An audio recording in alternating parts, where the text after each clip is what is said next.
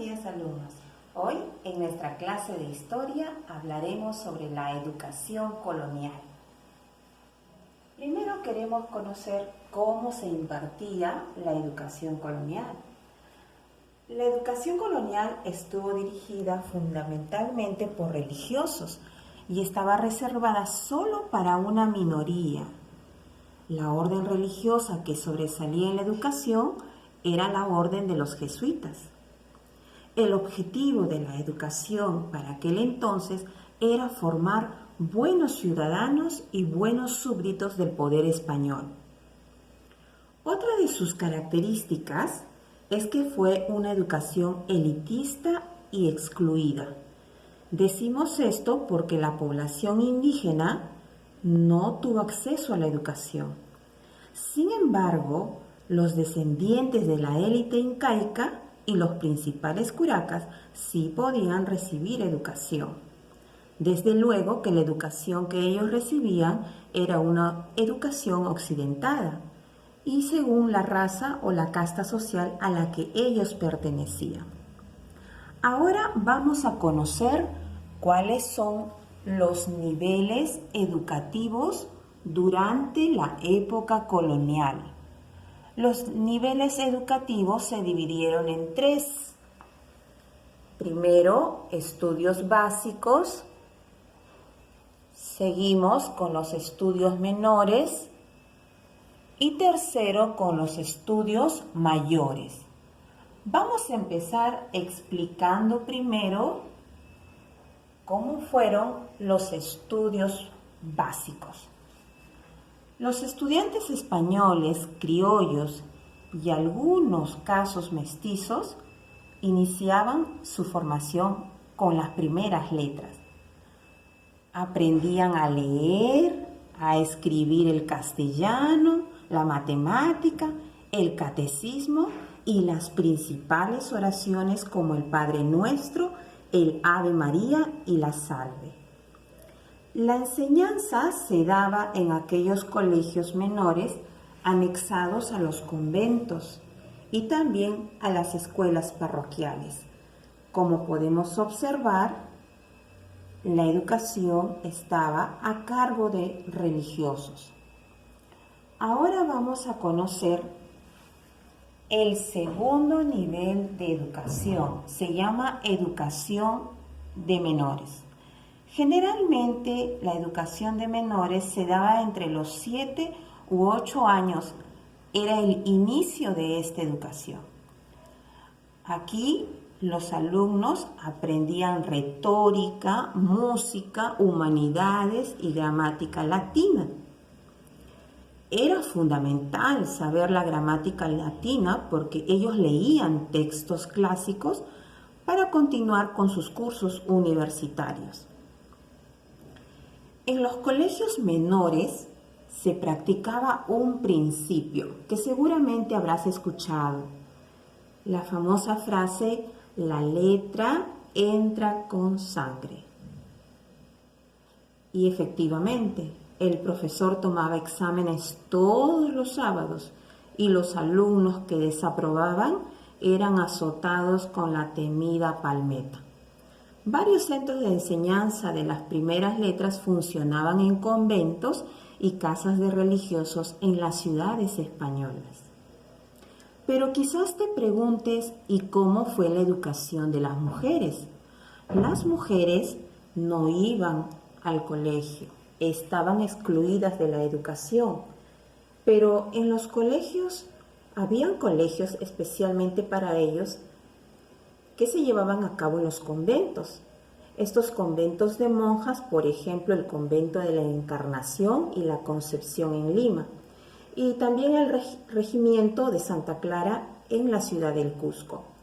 Como puedes observar, la educación de estas mujeres se limitaba solamente a aprender sobre labores domésticas, cocinar, tejer, bordar, costura, música y hacer oraciones como estamos observando. Pero en lo referido a las letras, la educación de las niñas dejaba mucho que desear. Sin embargo, en el siglo XVI y hasta el siglo XVIII, las mujeres de élite sí fueron instruidas, pero en sus hogares, por tutores que las mismas familias conseguían. Ahora vamos a conocer el tercer nivel educativo. El tercer nivel educativo es llamado estudios mayores. La educación superior se brindaba en los colegios mayores, luego de terminar su educación básica. Se impartía primero los cursos de filosofía, de arte, y a lo largo de 3 años aproximadamente se continuaba con especialidades en leyes o cánones o medicina. En colegios mayores constituía una suerte de estudios generales, que frecuentemente estaban facultados para que ellos puedan obtener su grado de bachiller y el título de licenciado. Estos estudios funcionaban en seminarios. Uno muy famoso es del convento de Santo Domingo, que más adelante es conocido como la Universidad Mayor de San Marcos. Hubieron colegios mayores como el que mencioné y también otros en el Cusco como el Seminario de San Antonio de Abad y también el de San Bernardo. Los estudios superiores no acababan únicamente para formar abogados, ni médicos y teólogos, sino también ellos podían continuar con cursos de humanidades.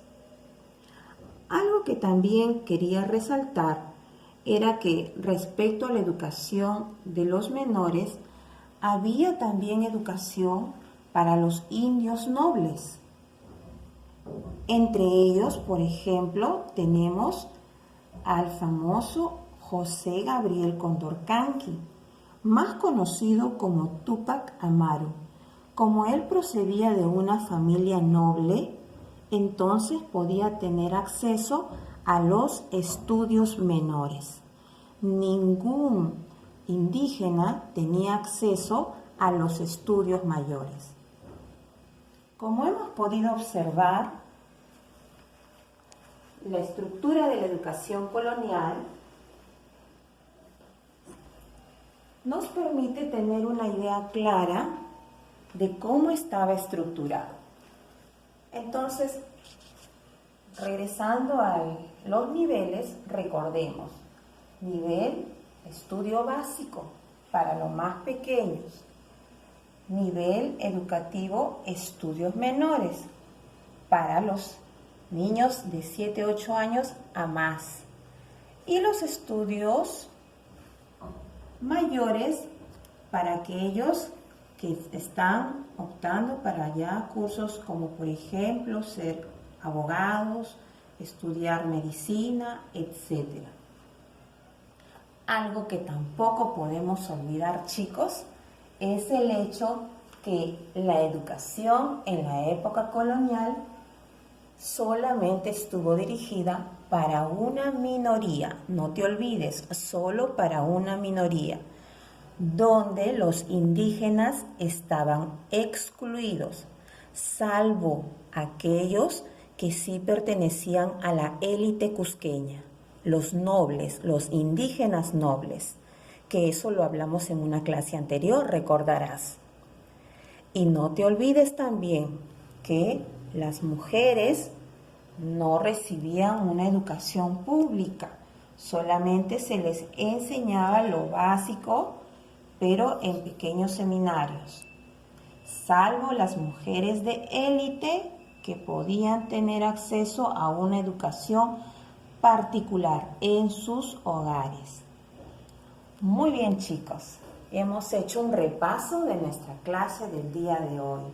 Te animo a que te tomes tu tiempo para repasar sobre este tema. Otra cosa que te quiero recordar es que adicionalmente al video estoy colocando un resumen de la clase. Ese resumen debes de transcribirlo en tu cuaderno, no fotocopiarlo, debes transcribirlo. Y luego Debes también desarrollar las tareas en tu cuaderno. Bueno chicos, hasta el día de hoy ha sido nuestra clase de historia y no te olvides el lema que todos tenemos que recordar: yo me quedo en casa. Sigamos obedeciendo estas disposiciones que nos da el gobierno para nuestro bien. Que tengas lindo día.